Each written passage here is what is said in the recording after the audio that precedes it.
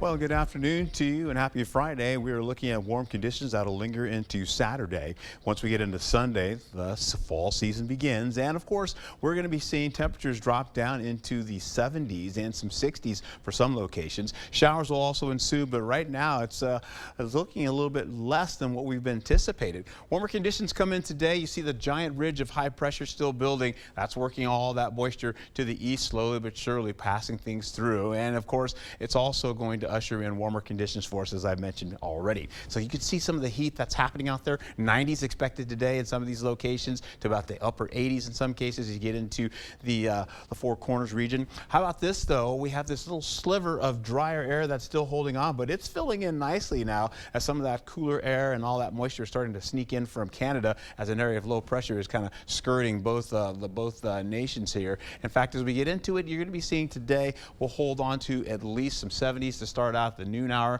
some 80s working into the picture there as we go into the afternoon. I suspect we'll get up to about 85 degrees today. Eau Claire probably up to at least 82.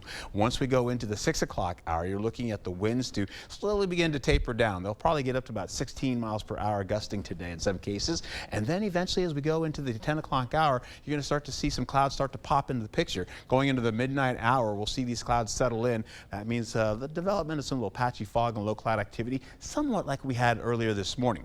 That being said, we get in the morning, you see it still lingering, go to the 8 o'clock hour. By the 9 o'clock hour, it's up and out of here. We have the clearing skies again to start. Then eventually, we'll see more clouds start to sneak in. You have thunderstorm activity coming in from the north about 4 o'clock or so. That starts to work over to areas right by Wausau, and then more clouds start to come in, and that's initiating more of this height of winds and, of course, air coming up from the south and bringing in rainfall potential. So a lot of that rainfall we were expecting really isn't happening for us. It was supposed to bring another line of that coming into the picture.